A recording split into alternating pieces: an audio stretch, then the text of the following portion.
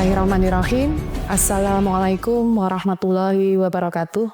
Alhamdulillahirrabbilalamin. Alladzi arsala rasulahu bil huda wa dinil haq liyudhhirahu 'alad dini kulli wa kafa billahi syahida. Asyhadu alla ilaha illallah wa asyhadu anna Muhammadar Rasulullah. Allahumma sholli ala Muhammad wa ala ali Muhammad. Amma ba'd. Pertama-tama dan yang paling utama, marilah kita panjatkan puji syukur kehadirat Allah Subhanahu wa Ta'ala atas limpahan karunia-Nya kepada kita semua. Sholawat serta salam semoga tetap tercurah kepada junjungan kita Nabi Muhammad Sallallahu Alaihi Wasallam. Semoga kita akan mendapatkan syafaatnya di yaumul akhir nanti. Amin. Pemirsa yang dirahmati Allah Subhanahu wa Ta'ala, Ramadan kembali menyapa kita, dan tentunya sebagai orang yang beriman, kita bergembira untuk menyambut perintah Allah Subhanahu wa Ta'ala, melaksanakan perintah Allah untuk berpuasa di bulan Ramadan ini, sebagaimana perintahnya dalam surat Al-Baqarah ayat 183. Ya ayyuhalladzina amanu kutiba alaikumusiyam kama kutiba alal ladzina min qablikum la'allakum tattaqun. Hai orang-orang yang beriman, diwajibkan atas kamu berpuasa sebagaimana diwajibkan atas orang-orang sebelum kamu agar kamu bertakwa. Tujuan dari berpuasa adalah la'allakum tattaqun, agar kita menjadi orang yang bertakwa. Orang yang bertakwa adalah orang yang memiliki sifat kebaikan dan kemuliaan yang pada akhirnya nanti akan mengantarkannya menjadi pribadi yang paling mulia di sisi Allah. Sebagaimana Allah berfirman dalam surat Al-Hujurat ayat 13, Inna akramakum indallahi atqakum. Sesungguhnya orang yang paling mulia di sisi Allah adalah orang yang paling bertakwa. Puasa akan menjadi mihraj ruhani tertinggi apabila puasa kita mencapai tingkatan istimewa, yaitu puasa yang mampu menaklukkan hawa nafsu dan menghilangkan sifat angkuh dalam diri manusia. Insan yang bertakwa adalah insan yang tawadhu atau rendah hati, yang merupakan salah satu sifat dari ibadur rahman, yaitu hamba kekasih Allah.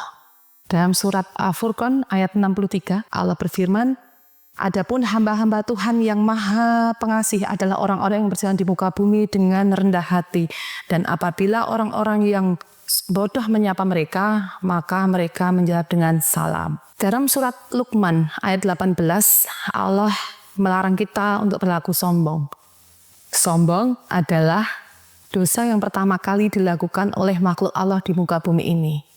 Pelakunya disebut dengan iblis, asalnya dari kalangan jin. Awalnya jin itu dulu solih, kemudian ia diuji oleh Allah, namun ia tidak lolos ujian tersebut. Apa ujiannya? Allah memerintahkannya untuk sujud kepada Adam alaihi salam. Namun iblis menolak.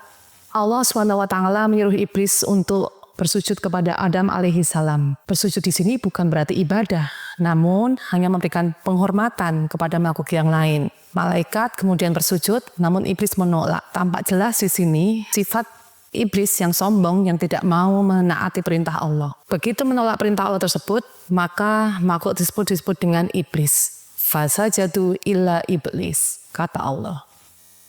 Iblis sempat menyampaikan penolakannya itu dalam surat Al-Isra ayat 61, yang artinya, apakah pantas aku bersujud kepada makhluk yang kau ciptakan dari tanah? Inilah ayat yang menunjukkan kesombongan iblis. Pertama, ia menolak perintah Allah untuk bersujud kepada Adam. Kemudian, yang kedua, jin merasa memiliki derajat yang lebih tinggi dibandingkan manusia, karena ia berasal dari api, sedangkan manusia berasal dari tanah. Allah berfirman, apa yang menghalangimu sehingga kamu tidak bersujud kepada Adam ketika aku menyuruhmu? Maka iblis menjawab, aku lebih baik daripada dia. Ana khairum minhu. Aku diciptakan dari api, sedangkan dia dari tanah. Maka ketika kita teringat pembangkangan iblis tersebut, Ramadan ini salah satu tujuannya adalah bagaimana kita bisa mengikis kesombongan. Dengan puasa, menahan lapar, menahan haus, kemudian menahan hawa nafsu, maka sesungguhnya kita telah menaklukkan hawa nafsu yang bersifat duniawi. Rasa lapar dan haus akan mengajarkan kita bahwa kita adalah makhluk yang lemah, sehingga tidak pantas kita sombong. Apa yang akan kita sombongkan? Bahkan ketika kita diperintahkan untuk tidak makan dan minum dalam sekian jam saja, kita sudah merasa lemas. Puasa menyadarkan kepada kita bahwa kita adalah makhluk yang lemah. Bagaimana kita akan bisa sombong ketika kita berpuasa saja yang hanya beberapa jam, maka kita sudah merasa lemah. Dan kesombongan bukanlah hak makhluk.